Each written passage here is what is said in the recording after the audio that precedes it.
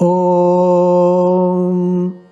स्वामिनारायणः साक्षादक्षरपुरुषोत्तमः सर्वेभ्यः परमां शान्तिम् आनन्दं सुखमर्पयेत्। वसुदेवसुतं देवं कंसचाणूरमर्दनं देवकी परमानन्दं कृष्णं वन्दे जगद्गुरुम्। ॐ अक्षरमहं पुरुषोत्तमदासोऽस्मि। ॐ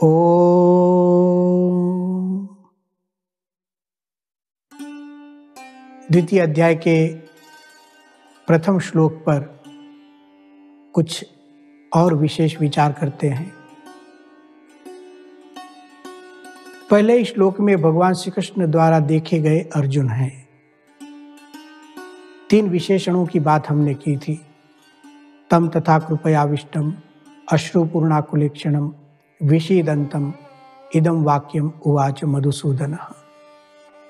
मोह से आविष्ट, मोहग्रस्त, मन में विषाद और आंख में आंसू। उसका आधार लेकर हमने हमारी वैदिक सनातन धर्म के सिद्धांतों की परंपरा में जो 3 शरीर की बात है उसकी चर्चा की थी। यह चर्चा आवश्यक है हमारे जीवन के लिए, और हम इस सिद्धांत को समझकर सुख की प्राप्ति कैसे करनी है यह भी ठीक ढंग से जान सकते हैं। दुख का निवारण कैसे करना है यह भी ठीक से जान सकते हैं। भक्ति कैसे करना है, भक्ति में अवरोध कहाँ होता है, इन देह के भाव कहाँ हमें अवरोध करते हैं, यह सब हमें जानने मिलता है। इसलिए आज और हम इन 3 शरीर पर विचार करेंगे। अर्जुन के 3 शरीर, अश्रुपूर्णाकुलेक्षणम, आंखों में आंसू, फिजिकल बॉडी, मन में विषाद, विषीदंतम, सटल बॉडी, सूक्ष्म शरीर, और कृपयाविष्टम, मोहाविष्ट, कारण शरीर, कॉजल बॉडी। जैसे आप समझिए कि हमारी आत्मा की जन्म होता है। हमारी आत्मा मनुष्य आदि शरीर को धारण करती है। यही सबसे बड़ा प्रमाण है कि हमारी जो आत्मा है उसको अज्ञान है, माया और वासना का बंधन है। तभी तो जन्म लेना पड़ता है। जन्म ही सबसे बड़ा प्रमाण। अब जब जन्म मिलता है तो यह 3 शरीर हमें प्रभावित करते हैं। तीनों शरीर, स्थूल, सूक्ष्म और कारण, इनका प्रभाव हम पर होता ही है, प्रतिक्षण होता है। और ये 3 शरीर 3 गुण को लेकर आते हैं, सत्वगुण, रजोगुण, तमोगुण। जब तक 3 शरीर के भाव, जब तक 3 गुण के भाव, तब तक सुख की आशा व्यर्थ है। कैसे प्रभावित करते हैं? अनुभव के आधार पर देखें। हम जो जीवन जीते इसमें कैसा अनुभव है? ऐसे तो आत्मसत्ता होनी चाहिए, परमात्म सत्ता होनी चाहिए। लेकिन आत्मा की तो सत्ता कहाँ है पता नहीं। अभी जो कुछ भी हम करते हैं, हमारा स्थूल शरीर जो चाहता है वही करते हैं। उससे बढ़कर हमारा सूक्ष्म शरीर, हमारे मन में जो विचार आता है, हमारा मन जो चाहता है, हमारी बुद्धि जो चाहती है वही हम करते हैं। और यह सब हमारी जो स्वभाव, प्रकृति, वासना, मोह, काम, क्रोध इत्यादि जो स्वभाव है उसको अधीन होकर हम करते हैं। आत्मसत्ता चली गई, परमात्मा सत्ता चली गई। अब इन शरीरों की सत्ता चल रही है। हमें कुछ समझो, खाना पीना, देखना, जो कुछ भी हम करते हैं, आत्मसत्ता नहीं है। इन शरीरों के भाव से लिप्त होकर हम करते हैं। माइक दृश्य को देखने के लिए लालायित हो जाते हैं। कोई व्यवसायी व्यक्ति हो संसार में, पूरा दिन परिश्रम करके, नौकरी करके, उद्योग बिजनेस करके थक जाता है।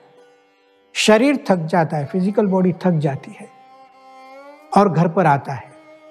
फिर भी देखिए, घर पर आता है, फिर भी देखिए, जब आंखों को इच्छा होती है कोई फिल्म देखने के लिए, थक गया हुआ इंसान है, व्यक्ति, मानवी। आंखों को इच्छा होती है कुछ देखने जाना है,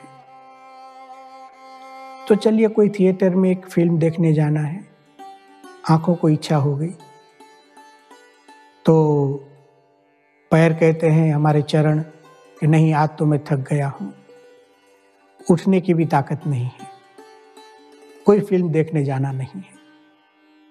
आंखें फिर पैरों को समझाती है कि देखो आपको तो मुझे यहां से उठा के लेकर जाना है थिएटर तक, फिर तो देखना मेरा काम है, आप वहीं पर रेस्ट लीजिए, आराम कीजिए, आपको तो कोई काम नहीं है वहां पर, आप मुझे लेकर जाइए। ये मैं संवाद के ढंग से सुनाता हूं, ऐसे ही होता है। थका हुआ मानवी एक आंखों को देखना, एक दृश्य चाहिए उसकी आंखों को। तो इन आंखों की इच्छा पूर्ण करने के लिए थका हुआ भी अपने पैरों के साथ एक संवाद होता है। आंखों को लगता है कि इसको भी कुछ प्रलोभन देना पड़ेगा, तो भाषा बदलती, हे चरण कमल।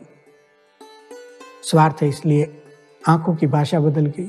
पैरों को कहते, हे चरण कमल, आप मुझे यहां से थिएटर तक ले जाइए, सिनेमा घर तक। तो चरण कमल कहते हैं, पैर कहते हैं कि चलो मैं आज लेकर जाता हूं, आप हमारे लिए क्या करेंगे।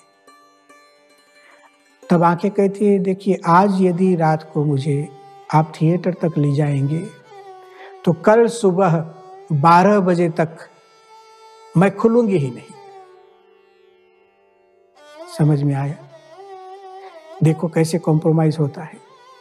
ऐसे ही पूरा देह, जो लोग रात को थिएटर में जाते हैं 9 बजे, 12 बजे, 1 बजे घर पर वापस आते हैं और फिर सो जाते हैं देर से, और दूसरे दिन जल्दी उठते नहीं है। क्यों? यह चर्चा हो गई है,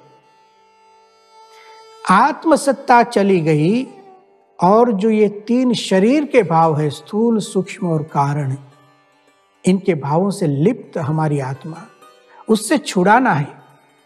तीनों का प्रभाव हमारे शरीर पर है। अब देखिए इन तीनों शरीर के साथ युद्ध करना पड़ेगा।